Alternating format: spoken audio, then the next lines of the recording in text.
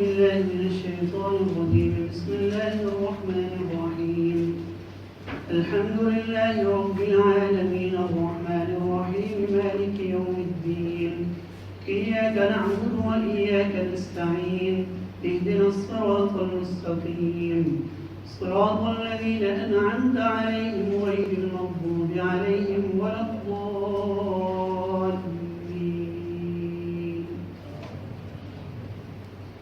بسم اللہ الرحمن الرحیم. یہ سورہ فاتحہ ہے جسے ہم ہر نماز میں اور ہر نماز کی ہر رکعت میں پڑھتے ہیں. بسم اللہ الرحمن الرحیم یہ ہر سورت کی ابتدا میں بھی ہے اور قرآن کی ایک آیت بھی ہے سورہ نمل کے اندر. تو ترجمہ اگر بسم اللہ کا کیا جائے تو اللہ کے نام سے جو رحمان و رحیم ہے، لیکن یہ اس طرح ہے کہ گویا کہ اس کا ترجمہ ہر جگہ آپ اسی مناسبت سے کر سکتے ہیں. مثلا اگر آپ کھانا کھانے لگے ہیں تو کہ آپ کہیں گے میں کھانا شروع کرتا ہوں اللہ کے نام سے جو رحمان و رحیم ہے.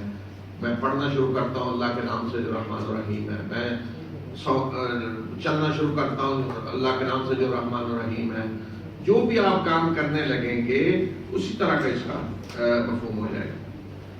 تو انسان کو چونکہ ہر چیز کی توفیق اللہ نے دی ہے، وہ بولتا ہے تو اللہ کی توفیق سے، اللہ کی مدد سے، وہ کچھ کھاتا ہے تو اللہ کی دی ہوئی نعمتیں اور اللہ کے دیے ہوئے سارے جسم کے اعضاء سے. تو جو کچھ بھی انسان دنیا میں کرتا ہے وہ اللہ کی مدد توفیق سے کرتا ہے. تو اس لیے ضروری ہے کہ انسان جو بھی صحیح مناسب کام کرنے لگے وہ اللہ کے نام سے کرے. وہ یہ کہہ رہا ہے کہ اللہ کی توفیق سے میں یہ کام کر رہا ہوں، اللہ کی مدد سے میں یہ کام کر رہا ہوں. اور دوسرا یہ کہ جب انسان اللہ کے نام سے کچھ کام کرنے لگے گا تو ساتھ شکر کا جذبہ بھی پیدا ہوگا کہ یہ نعمتیں ساری جو میرے سامنے ہیں اللہ نے دی نہیں ہے اور پھر اللہ کا وہ نام لے رہا ہے. اور پھر غلط کام نہیں کرے گا. ظاہر اللہ کا نام غلط کام پہ تو نہیں انسان لے گا، تو غلط کام بھی خود بخود چھوٹ جائیں گے. تو رحمان و رحیم یہ دونوں اللہ تعالیٰ کی صفات ہیں. رحمان کا مطلب یہ ہے کہ جس کی رحمت جوش مار رہی ہے، بہت زیادہ رحم کرنے والا. اور رحیم بھی معنی یہی ہے، رحم کرنے والا، لیکن جس کے اندر تسلسل ہے، ہمیشگی ہے، یہ رحیم میں ہے. اور رحمان بہت زیادہ جوش جس میں ہے. تو اللہ کی رحمت میں دونوں چیزیں ہیں. اللہ کی رحمت ہر وقت جوش مار رہی بہت زیادہ ہے اور ہمیشہ کے لیے بھی ہے. بعض دفعہ دیکھیں کوئی انسان کسی وقت مثلا کوئی بچہ یتیم ہو گیا آپ کے سامنے تو وقتی طور پہ بڑے جذبات ہو گیا آپ کے کہ اس کی مدد کی جائے اور حالات دیکھ کر آپ بڑے پریشان ہوئے ہیں، بڑا جوش ہوگا. لیکن ممکن ہے سال دو سال بعد آپ بھول جائیں اس چیز کو، یعنی دوام نہیں، ہمیشگی نہیں ہے.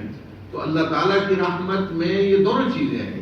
ہر وقت ایک جوش ہے بہت زیادہ اور ساتھ ہمیشگی بھی ہے، تسلسل بھی ہے. اس لیے بعض علماء نے رحیم کا یہ ترجمہ کیا ہے کہ وہ رحمان ہے دنیا میں اور رحیم آخرت میں. لیکن زیادہ صحیح یہی ہے کہ رحیم میں ہمیشگی اور بظاہر دنیا میں بھی آ جاتا ہے تسلسل ہمیشگی اور آخرت میں بھی. پھر سورہ فاتحہ ہے اور سورہ فاتحہ حقیقت میں وہ عہد ہے، عہد بندگی جو اللہ اور بندے کے درمیان ہے. اس لیے یہ واحد صورت ہے کہ جس کو ہر نماز کی ہر رکعت میں پڑھنے کا حکم دیا گیا ہے. رسول اللہ صلی اللہ علیہ وسلم نے اس کو ہر نماز کی ہر رکعت میں پڑھا ہے اور آپ نے فرمایا کہ اس کے بغیر نماز نہیں ہوتی. تو یہ حقیقت میں عہد بندگی ہے، بندہ اپنے رب سے جو عہد کرتا ہے. اور یہ دوسرے لفظوں میں اس کو یہ بھی کہہ سکتے ہیں کہ یہ وہ شکر کا سارا جذبہ ہے جو انسان غور و فکر جب کرتا ہے کائنات میں اپنے رب کو کی صفات کو دیکھتا ہے تو شکر کے جذبات اندر سے خود بخود جو نکلتے ہیں انسان کے اندر سے یا نکلنے چاہیے وہ. اور وہ اللہ تعالیٰ نے ہمیں سکھائے ہیں کہ ہم تو حق نہیں ادا کر سکتے. تو اللہ تعالیٰ نے خود اپنے بندوں کو سکھا دیا کہ یہ ہے طریقہ شکر گزاری کا. تو سورہ فاتحہ شروع ہی ہو رہی ہے شکر سے کہ الحمدللہ رب العالمین. شکر ہر قسم کی تعریفیں اللہ کے لیے ہیں جو تمام جہانوں کا رب ہے. الحمد ہم تعریف کے معنی میں بھی کرتے ہیں، لیکن اصل حمد کا معنی شکر ہے. اس لیے آپ دیکھیں دعاؤں میں حمد کہاں ہے، الحمدللہ کہاں پڑھتے ہیں؟ جہاں شکر ہونا چاہیے. مثلا کھانا کھائیں تو الحمدللہ، سواری پہ سوار ہو تو الحمدللہ، یعنی جہاں اللہ کا شکر ادا ہونا چاہیے اس کی نعمتوں پہ. تو یہاں بھی یہ کہ شکر کا حقدار اللہ ہے. ہر قسم کا شکر جو ہے اس کا حق اللہ کو ہے جو رب العالمین. اس لیے جب رب العالمین تمام جہانوں کا رب، رب کا معنی ہے مالک، بادشاہ، پرورش کرنے والا، نظام کو چلانے والا، پالنے والا، سب کچھ دینے والا، یہ رب کے سارے معنی ہیں. اور عالم جہاں کو کہتے ہیں، اور عالمین تمام جہان، پوری کائنات کو ہے کہ پوری کائنات کا جو پیدا کرنے والا ہے، مالک ہے، بادشاہ ہے اللہ، اس کا حق ہے کل شکر اس کا ادا کیا جائے. اور وہ رحمان و رحیم ہے جو پیچھے جو آ چکا ہے. مالک یوم الدین، وہ جزا و سزا کے دن کا مالک ہے. جزا و سزا سے کیا مراد ہے؟ کہ جب انسان مرنے کے بعد اٹھائے جائیں گے اور اللہ کے سامنے ہر ایک نے پیش ہونا ہے، تو وہاں نیکیوں کا بدلہ بھی ملے گا اور برائیوں کی سزا بھی ملے گی. تو یہ جزا و سزا ہے. اس دن کو گویا کہ بندہ ہر وقت سامنے رکھے کہ وہ دن آنے والا ہے، اور اس دن میں نے رب کائنات کے سامنے کھڑے ہونا ہے. اس دن مالک وہ ہوگا، بادشاہ وہ ہوگا، اور اسی کا حکم نافذ ہوگا. ایاک نعبد و ایاک نستعین، اے اللہ ہم تیری ہی عبادت کرتے ہیں اور تجھ ہی سے مدد مانگتے ہیں. تیری ہی عبادت کرتے ہیں، صرف اور صرف تیری. یہاں ایاک جب پہلے آتا ہے تو اس میں صرف اور صرف کی بات، صرف اور صرف ہم تیری عبادت کرتے ہیں. اس کا مطلب کسی اور کی عبادت کے لیے کوئی گنجائش ہی نہیں رہتی. عبادت صرف اور صرف تیری کرتے ہیں. اور عبادت جو ہے اس میں ایک تو ہے مراسم عبودیت. مراسم عبودیت، مراسم عبودیت میں کیا ہوتا ہے؟ مراسم عبودیت میں سب سے پہلی چیز تو یہ ہے کہ بندہ اپنے آپ کو بندہ سمجھے اور اپنے رب کے سامنے اس پہ عاجزی طاری ہو. عاجزی، خشوع، عاجزی، جھکا ہوا ہو اپنے رب کے سامنے، دل بھی اس کا اور جسم بھی اس کا. اور پھر اس کی جو شکلیں ہیں مراسم عبودیت کی، اس میں سجدہ ہے، اس میں رکوع ہے، اس میں تشہد ہے جس طرح ہم نماز میں بیٹھتے ہیں، اس میں ہاتھ باندھ کر کھڑے ہونا ہے عاجزانہ طور پہ. پھر اسی طرح مراسم عبودیت میں قربانی ہے، مراسم عبودیت میں حج ہے، مراسم عبودیت میں عمرہ ہے، نظر ہے. یہ ساری شکلیں عبادت کی رہی ہیں. انسان جو مراسم عبودیت بجا لاتا رہا ہے، اگر غیر اللہ کے لیے بھی کہیں شرک انسان نے کیا ہے تو یہی مراسم عبودیت ہے. تو یہ مراسم عبودیت حق اللہ کا ہے.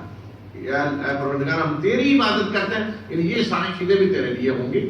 اور جب آدمی اس طرح اپنے رب کے سامنے جھکا ہوا ہو تو یہ تو نہیں ہو سکتا کہ وہ سجدہ تو اپنے رب کے لیے کر رہا ہو اور رکوع اس کے لیے، اور اطاعت کسی اور کی کرے. اس لیے اطاعت بھی بندگی میں شامل ہے. یہ ہو ہی نہیں سکتا، تصور ہی نہیں کیا جا سکتا کہ اللہ کے سامنے سجدہ ہو اور اطاعت کسی اور کی ہو. یہ نہیں ہو سکتا. تو اطاعت بھی اسی میں شامل ہے. اور مدد میں ہر قسم کی مدد شامل ہے کہ تجھی سے مدد مانگتے ہیں. یعنی پوری ہماری جو زندگی ہے یہ ہم تیری مدد کے بغیر نہیں گزار سکتے. تو اس میں بھی غیر اللہ کے سوا سب کی مدد نکل گئی کہ اللہ صرف تجھی سے مدد مانگتے ہیں، کسی اور سے مدد ہم نہیں مانگیں گے تو اس دنیا میں، اور نہ کوئی مدد کر سکتا ہے تیرے سوا، اور نہ کسی سے ہم مانگیں گے. سیدھے راستے کی طرف ہماری رہنمائی کر. گویا کہ بندہ یہاں یہ کہہ رہا ہے کہ میں اپنے رب کی رہنمائی میں زندگی گزارنا چاہتا ہوں. تو دعا کرتا ہے کہ اے پروردگار میری رہنمائی کر سیدھے راستے کی طرف. اور وہ سیدھا راستہ کون سا ہے؟ آگے مزید تفصیل کہ ان لوگوں کا راستہ جن پہ تو نے انعام کیے. کون ہیں جن پہ انعام اللہ نے کیے ہیں؟ سورہ نساء میں اللہ تعالیٰ نے فرمایا ہے اولئک الذین انعم اللہ علیہم من النبیین والصدیقین والشہداء والصالحین. کہ وہ لوگ جن پہ اللہ نے انعام کیے وہ کون ہیں؟ اللہ کے نبی، صدیقین، شہداء اور نیک لوگ. وہ ہے کہ ہم یہ کہہ رہے ہیں کہ اللہ ہمیں رہنمائی کر سیدھے راستے کی طرف. وہ سیدھا راستہ کہ جس پہ چل کر ہم سے پہلے، جس پہ چل کر بہت سارے تیرے بندے انعام حاصل کر چکے ہیں. اور وہ کون ہے جو انعام حاصل کر چکے ہیں؟ نبی، رسول، صدیقین، شہداء، اللہ کے نیک بندے. گویا کہ ہم یہ کہہ رہے ہیں کہ اللہ اپنے نبیوں کے راستے پہ ہمیں چلا، نیک بندوں کے راستے پہ ہمیں چلا. تو یہاں یہ بھی پتہ چلتا ہے کہ اللہ کے نیک بندوں سے ہمارا تعلق کیا ہونا چاہیے. اللہ کے نیک بندوں سے کیا تعلق ہونا چاہیے؟ کہ اللہ کے نیک بندوں سے محبت ہو. کیوں محبت ہو؟ اللہ کے نیک بندے ہیں، کامیاب ہیں، انعام پایا انہوں نے، اور پھر ہم دعا کریں کہ اللہ ہمیں بھی ان کے راستے پہ چلا۔ تو پھر آگے مزید وضاحت آتی کہ یہ نیک بندے کون ہیں، نہ ان پہ غضب ہوا ہے اور نہ یہ گمراہ ہوئے ہیں۔ اس کا مطلب کچھ ایسے بندے بھی ہوئے ہیں جن پہ اللہ کا غضب ہوا ہے، اور کچھ ایسے بھی ہیں جو بھٹکے ہوئے ہیں، بھٹک گئے۔ تو کون ہے جن پہ اللہ کا غضب ہوا ہے؟ ایک قوم کے لحاظ سے جس قوم پہ اللہ کا غضب ہوا ہے وہ یہود ہے، اور من حیث القوم جو گمراہ ہوئے ہیں بالکل وہ نصارہ ہیں، جو اصل راستہ ہی بھٹک گئے شروع سے وہ نصارہ ہیں، اور جن پہ اللہ کا غضب ہوا ہے آگے اسی صورت میں تفصیل بھی آ رہی کہ کس طرح ان پہ غضب ہوا، وہ یہود ہیں۔ وہ ہے کہ ہم یہ دعا کریں کہ اللہ یہود و نصارہ کے راستے پہ ہمیں نہ چلانا، بلکہ اپنے ان کامیاب بندوں کے راستے پہ چلانا جو اس راستے پہ چل کر انعام حاصل کر چکے ہیں۔